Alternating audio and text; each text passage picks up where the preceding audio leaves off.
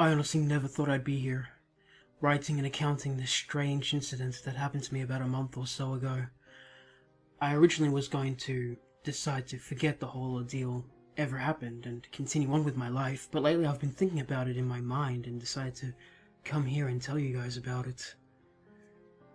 Be it for your own amusement, or to hear an interesting story about something that you might consider unnerving or just plain absurd, I'm writing down to give other people a forewarning if you decide to do what I did. Not to discourage you from doing it, but to be prepared for the things that might be in store for you. I don't know if you're a major RPG fan like I am, but if you know about Shin Megami Tensei, then you most likely are as well. It's a very popular and long-running JRPG series from Atlas that had been running for more than 20 years now or so. It's the third most popular JRPG series behind Dragon Quest and Final Fantasy. Most of the game's mechanics are you fighting demons as enemies, and you're able to talk them into joining you in your struggle against whatever the main malevolent force of the game is. And you use them as your other party members, and you can also fuse multiple demons to make a more powerful one, fuse those for better ones, etc. It's like a mature-themed Pokemon series essentially. For the most part, I've been able to play all of them. I'm always looking for a good RPG to hold my time, so Shin Megami Tensei always has been a series I'm very fond of. The only ones I haven't been able to play are the original MSX or Famicom games, which haven't been translated into English. Well, not yet at least, since I've read that there is a fan translation project that is in the progress for those. One game in the series that's always piqued my interest though is Shin Megami Tensei If. It's a spin-off on the main series from the Super Famicom, and is considered a side story, or a gaiden, in its original Japanese tongue, to the original game, where it apparently concerns a what-if situation in which the final events of the original game were different. It also uses the same demon-taming mechanics behind creating parties, but uses another unique leveling mechanic that I won't indulge now. I'm sure that's enough information for you to all know the game I'm dealing with, in the event that I'm about to tell. One of the main reasons it catches my eye is because it is a very hard game to translate. Every fan translation are having trouble just to decode the game in their first steps.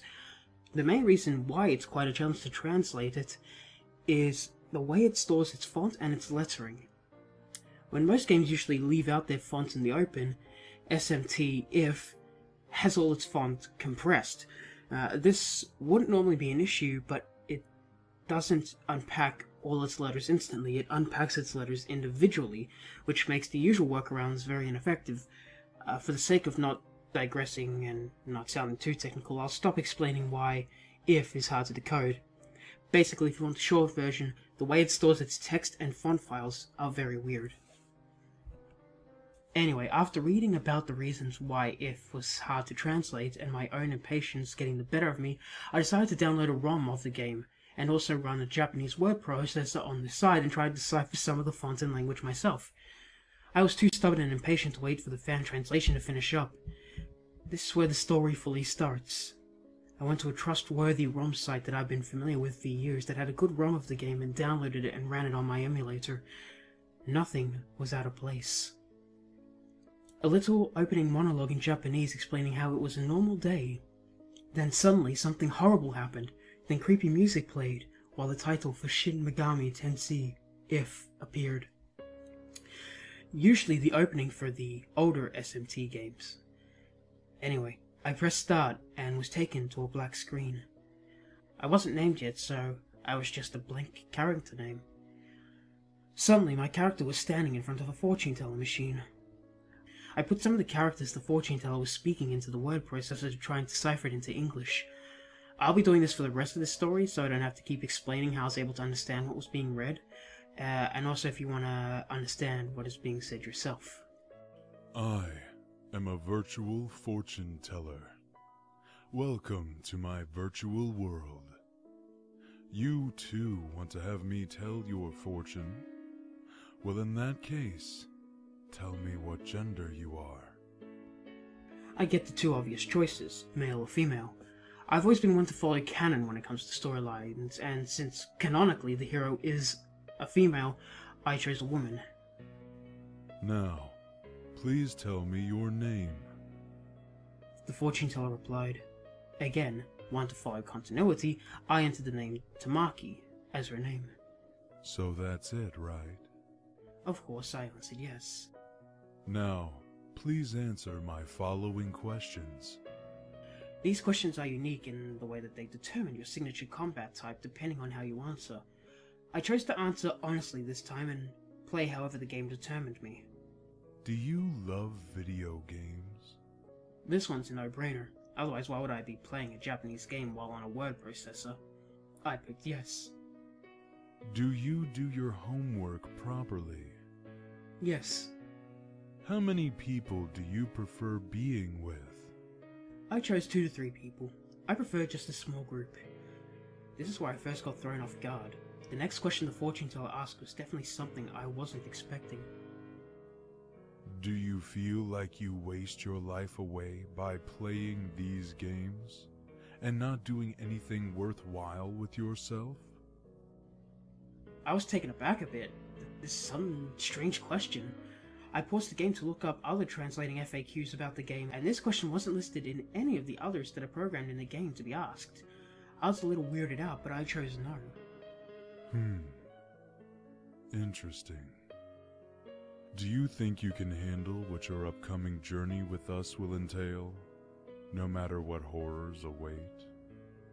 I didn't know if this question was serious or simply just a reassuring question to introduce the game.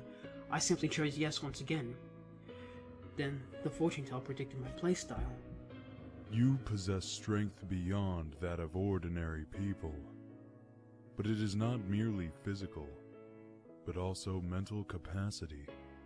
No small thing is too much for you. But while it is good to live a life of strength, to live without worry, to always look forward and move accordingly, beware. If you keep pushing your way in, you will also have to face failures. You may think you can handle most of anything, but you must be wary. Your mind might not be able to handle every situation. I thought the way he interpreted my playstyle was interesting. I've always been a physical attacker when it comes to games, and I do seem to think of myself to have been of a sturdy mind. I wasn't creeped out or nervous by this very good and accurate fortune prediction. If anything, I was impressed. The fortune teller then vanished. The screen cut to black again for a few seconds until another unique figure approaches me in a white uniform. It was a boy, and the main villain. I've already read in the plot synopsis of this game that this boy is the main antagonist of the game. Welcome to my world. Until yesterday, I, superior as I was to all who knew me, was merely human. But now I have gained all-knowing and all-seeing power, and became ruler of Makai, and to be granted a privilege of beholding a grand ruler like myself. Truly you should count yourself blessed. Even you, who observes these events through the eyes of another, should be grateful. From now on, whether you live or whether you die, your whole destiny is in my hands, and I shall do my best to keep the both of us entertained. I was a bit puzzled by that speech, especially the piece that read, "You who observe these events through the eyes of another." He most likely could have been talking about me, the actual player. I started to think about the idea of the game communicating with me. Instantly, I thought this idea was above all else just plain absurd. So I simply just thought this was supposed to be said in the game, just as part of the story, and continued on with the game. The boy leaves as more text appears. Hey, how long are you gonna sleep for? Tamaki, the school is out already. Then I appear in what appeared to be an empty classroom as another girl stands behind me, having been the person that said that. The student appears before me. Had a good sleep, did you? Makes me jealous. Me, I don't sleep very well recently. I keep having these strange nightmares. Well, I'm off. See you. The student then left the screen. Suddenly and almost instantly, the classroom shook with the force of an earthquake. When it finally stops, the classroom was much darker. Outside the windows, where it was sunny and looked like a normal day, was now a mass of purple clouds. After this happened, a few more student sprites appeared, panicking and having a stereotypical argument about how we're all gonna die and need to run away. But wait, we need to calm down, etc. I now had control of myself. I was able to move around the areas of the classroom. The design of the game is you move around in a first-person perspective as you move in place to look around the areas in the rooms you're in. I looked to the door and I attempted to leave. As I did, a girl by the name of Yumi got in the way. I was looking for you, Tamaki. We need to talk. Listen, we're all trapped in the school. Something is wrong outside. It's almost as if the school was thrown into a different world. I have a bad feeling. This whole thing, it's not going to be settled easily. No, it's not even that. It's more like we must do something, or all the students here are lost. Please help me save the school and everyone else. Tamaki, come with me. This is a slightly crucial part of the story. You can only have one other human character join your party, and which you choose of the three main characters will change how the storyline will play out. I chose No as her storyline path isn't the one I'm interested in playing. Oh, I see. I guess that it was just a bit sudden of me. But I have to investigate what's happening, and there isn't much time left. She leaves and I'm finally able to exit the room and explore the school. The first course of action is to acquire weapons and armor. After looking for another translation FAQ for the area that it led to, I had my character head for the storeroom for a pickle as a weapon. I can't translate it accurately, but I do know that that is your starting weapon to equip. Then I exited and headed for the school's club rooms on the same floor, and got a full set of starting armor. The next event I'm supposed to initiate at the gym, but I can't until I've paired myself up with whichever character I want to partner up with. The character I'm most interested in partnering up with is a girl named Riko. She's the most difficult to get and her story path is the most interesting. After exploring all the school, which is the requirement to make her appear, I looked at the game map and headed for the music room on the first floor. She was waiting there for me. You're Tamaki from Class 2D, aren't you? What are you doing here? Did somebody tell you to come, or did you come of your own accord? You're pretty calm considering the circumstances. That's rather unlike you. It's almost as if you're not yourself right now. But right now is not the time to merely sit back and watch how things go. We are in another world. Unfortunately, I can't explain properly. I'm in a hurry. Farewell. With that, she heads off and leaves again. Again, I explore all of the school and return to the music room once again if I wanted her to join me, which is exactly what I did. I finally agreed to her request. Thank you for listening to my request. The truth is, what happened to the school is the work of Hazama. He tried to summon demons into the school, but then it all escalated, and eventually the whole school was thrown into Makai instead. Yes, we are now in Makai. We must stop Hazama. I wonder, will we be able to stop him, or will the three of us be lost in this forsaken place for all time? Only our actions might tell. In any case, we should leave. Let's go. The three of us? Was the game possibly referencing me again? There were only two characters in the in-game party, so it had to be including me. At this point I just wrote it off as another little nod to the game acknowledging the player. When I left the music room, this was when the game had started to become a rather unsettling experience. Yumi was standing before me, saying nothing beyond ellipses.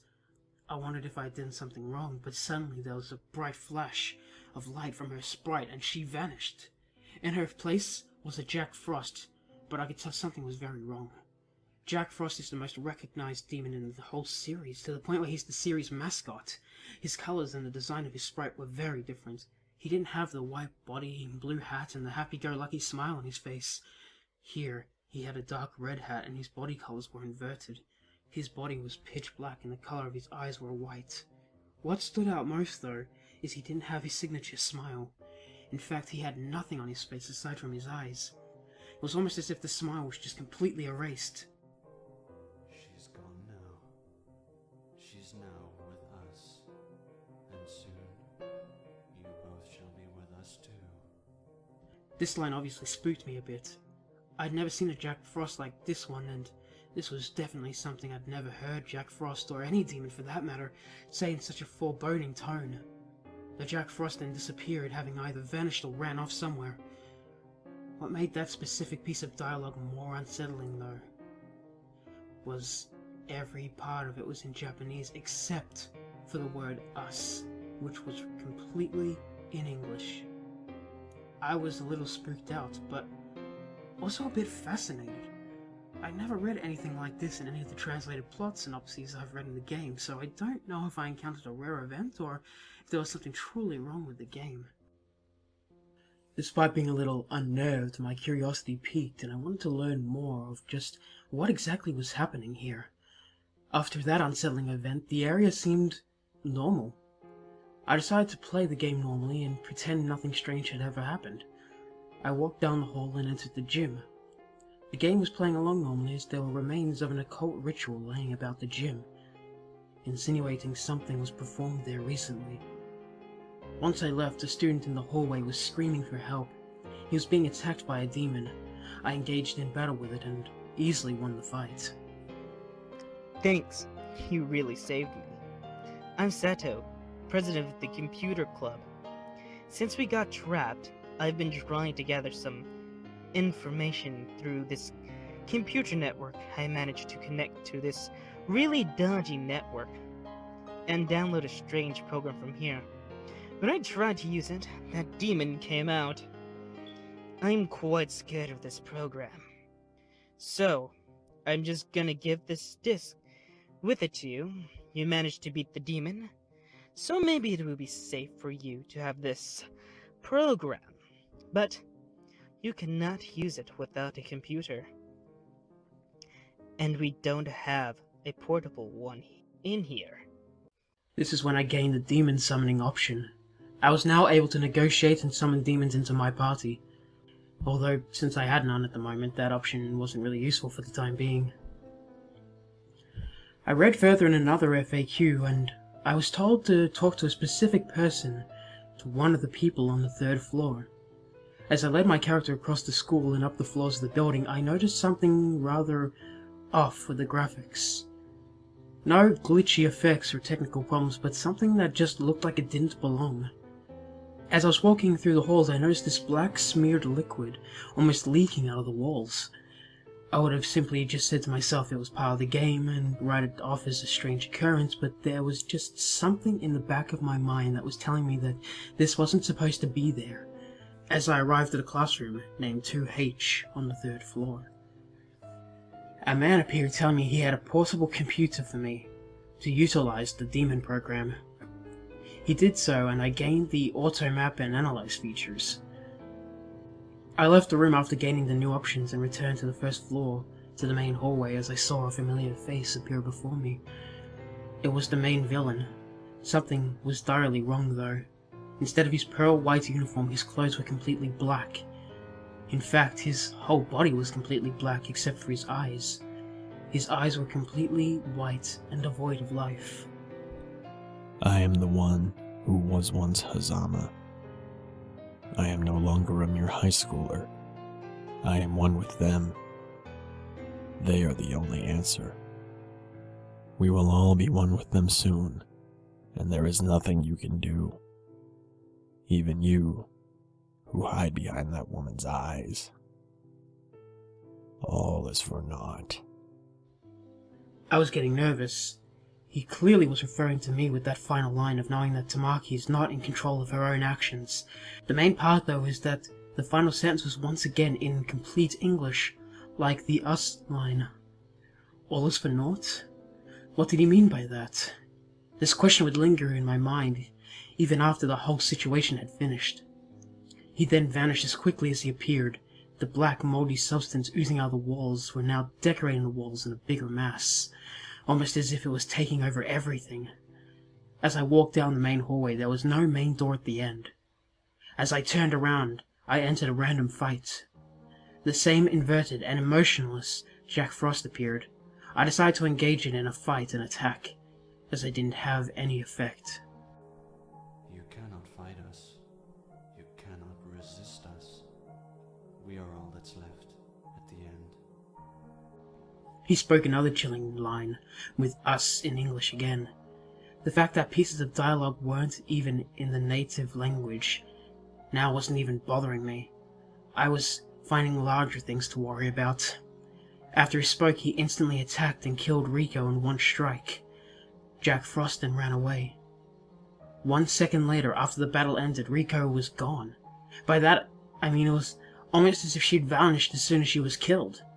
Her name and her space in my party were completely empty. It was like she literally was erased. She is with us now. Soon you shall be too. The only conclusion I could draw was that Jack killed her. He also whisked her away somewhere. Since I had nowhere to go, and at this point I knew even a walkthrough couldn't help me, I decided to do just what I could do, and try to find a way out of the school myself. Or at least try and somehow find out exactly what's happening. Not just in-game, but what's occurring, period. I had it set in my mind at this point, there was no way this was all in-game scripted. There was definitely something happening beyond my comprehension, and my curiosity kept me going. Don't get me wrong, I was a little creeped out, but I felt like I wanted to know what was happening. I decided to return to the starting point of the game, the first floor classroom that my character woke up in. As I did, I encountered another one of the human characters you could recruit, Charlie. He appeared before me as I entered the room. Nobody can resist. We shall all join them someday. No matter what we do with ourselves, they'll make us join them. And you know what? Now, I shall too. As the case with Yumi earlier, Charlie vanished into the air as his sprite flashed white light.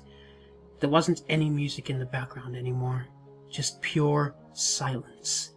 It was almost as if the feeling of loneliness and isolation was setting in. I felt the feeling of total solitude as I started thinking that my character might be the only person left inside the school, as I looked around the classroom and noticed that there was nothing outside. There was total blackness, no skies, no ground, no scenery, just profound darkness. I instantly left the classroom. I had a chilling feeling go down my spine when I saw the nothingness beyond the window. I know it sounds silly to get creeped out by blackness, but something about the nothing outside the school now it just seemed unnatural. As soon as I left and took a few steps down the corridor, I noticed another thing that was missing. The other rooms. All the doors were gone. As I checked the map, it said that there was nothing there, even though I know for a fact earlier there were indeed other rooms on this floor. In fact, the only rooms that were on the map anymore were the starting classroom and the gym. The rest were all just hallways. I felt a bead of sweat go down my forehead at this realization. The game clearly knew what it was doing to me and wanted me to know. It was specifically wanting something from me. What it was, I did not know. Most nervous people at this point would simply turn off the game and delete it without a second thought, but I wanted to see it to the end. I'd already come this far, so why not finish it? Even though a faint sense of fear was building up in me, my fascination and overwhelming curiosity kept me wanting to witness more. As I walked down the hallway, the random encounters kicked in. The first random encounter I ran into was a mere pixie, the weakest demon in the series. But as I selected my attacks, it spoke. Do you think hurting others makes life fulfilling? The game clearly wanting to know more about me personally, if it was asking these kind of questions from me. It gave me a yes or no option. Personally, I don't believe in personally harming others for gain, so I chose no. That's a wise choice. Not that it matters whether or not. We will all join them eventually. I was just getting more and more curious as to who they were. Were they an organization? A cult? A group that's responsible for whatever is going on here? I had no clue. The pixie was then defeated, as I answered it and continued down the hallway. I had a feeling it would give me another strange question to answer, and sure enough, I was right. I encountered another pixie, but this time her dress was purple.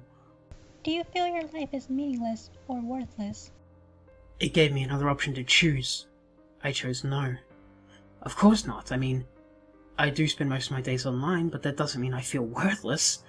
I do feel like my life is content the way it is. That's surprising. I think you chose otherwise. Not that it matters. They will come soon. I almost felt like it didn't matter how I chose to answer at this point. It clearly was hinting that the outcome will always be the same no matter what I choose. I was starting to get the hints about what they were, but I continued on my way to see if my assumptions would be confirmed. I finally came upon the doorway to the gym. I summed up all my courage to enter and see what was in store for me. I entered through. Instead of coming up upon the gym, I was in a long, deep, purple-colored hallway. All along the walls of the hallway were black ooze seeping through the ceiling of the hallway with messy paper notes taped and stapled all over the hallway, each one containing a lone character. As I walked down the hallway, I kept reading these notes as I passed them by, piecing all the letters together. It was the phrase, "all is for naught," being repeated over and over again. I was at a loss for words as to what was going on. I just pressed onward, hoping that things would eventually straighten themselves out and start making sense. After about 2 minutes of walking down the linear hallway, I encountered a jumpy moment. For a split second, the hallway was replaced with pure blackness. The screen was completely black, except for Jack Frost's lifeless white eyes in the center of the screen, staring back at me with a gaze so piercing it was like he was staring into my spirit for a second. Then another piece of text appeared. "You may not join us today, nor tomorrow, but someday you will join us." This was when my fear started to set in. The foreboding wording of that text box sent chills down my spine. I turned behind me to see if I could go back the original school hallway. But to my surprise, there wasn't even a hallway behind me, just a wall. It was like the game was leading me to my desired destination. Even as I moved, the auto map started erasing the hallway behind me. It was inevitable. I would walk to the end, but I was starting to get nervous to see what I would witness at the end of this. I finally came upon a red door. I had a feeling, or at least somehow knew for a fact, that the end of all these strange happenings would end beyond that door. My fear for what was beyond was getting me nervous, but my curiosity for what was behind that door was much more dominant. I was so puzzled and curious about what was beyond the door, my anticipation was almost making me excited. I took a deep breath, calmed down, and finally opened and entered through. Total emptiness. Nothing but blackness. Even though it was black, when I pressed on the button it made sounds that meant I was walking somewhere, so I continued to walk down the boundless darkness as text appeared as somebody was talking to me from somewhere in the dark. "It's so cold, so dark. This is where you stay when you join us. Isn't it horrible? It torments us." I won't lie, I was getting rather scared at this point, as I was speaking in a cryptic tone. Whoever was speaking, anyway. It was indeed awful. I would never imagine that merely fumbling around in an endless abyss in a video game would provoke such an awful feeling of dread in me. "It's so dark. I hate it. I hate it, I hate it, I hate it, I hate it, I hate it, I hate it, I hate it, I hate it, I hate it."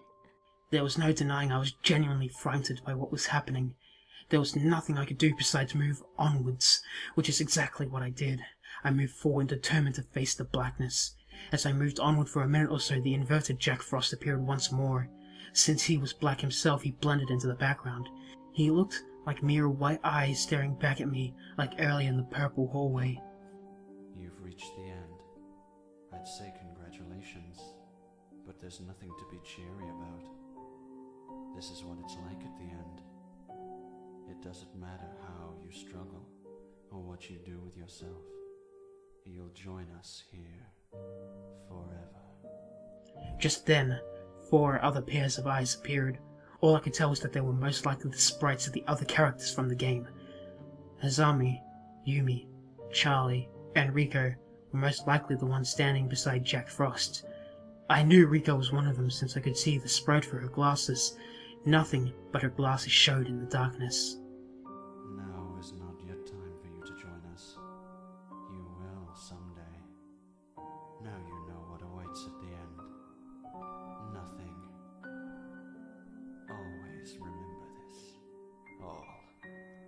is for naught. Again, all the dialogue was in Japanese except for us, and all is for naught. Suddenly, as he finished saying that, the game cut to black. I reset the game, pressed the buttons, tried playing around with the graphical options. I even observed the file itself. It said the file had become corrupted. It was quite literally like the game served its purpose and refused to further function. I sat back in my chair, both out of relief and disbelief. I was happy the ordeal was over, but I was more dumbfounded by what I was just subjected to. My assumption was correct, and what I thought they truly were. Death. It should have been obvious from the start, but I was just too overwhelmed from what was happening to pay clear attention to it. Death is inevitable. It will come to all of us someday, no matter how much we fight it. It doesn't matter if you make it big or make your life worthwhile. We join the dead eventually. If death is really just that, pure nothingness, it truly is quite a terrifying concept. I don't know if the game just did that to show me the concept of death, or if it was truly a hack of the game that someone did as a sick joke, but nonetheless, the whole situation left an impact on me. After sitting there for a couple of minutes processing through my mind all kinds of thoughts that were brought on, I deleted the ROM and the word processor program and never thought of it again. So as I sit here before you a month later, telling you all this and chronicling to all of you what happened to me, you might be asking yourselves, what's the point? Well, come to think of it, I don't know myself. I merely just started rethinking about this a couple of days ago and thought telling you all here for the world to see could give me some closure to know other people know about this, be it for your own entertainment, or you somehow feel like you learned something out of reading this. I hope that it was at least worth it to you all. It was for me, since one good thing did come out of it though. It made me realize how precious and wonderful life is and how you should never take it for granted. You never know when it might get cut short for you. I am pleased to say nothing out of the ordinary or what you may consider supernatural has happened to me since all of what happened had occurred. Life's been normal, and nothing's really happened, which, all things considered, I struck out lucky. I'm still an avid fan of the Shin Megami Tensei, even after all that was done. I'm still planning on playing the unofficial English translation of If when that translation group finishes it, mostly because I downloaded another ROM of If a couple of days ago and replaying it through the beginning, and the game played normally. None of what I listed ever happened, so I don't know if this truly was a hacker's joke or if there was something that was beyond my comprehension communicating with me that night.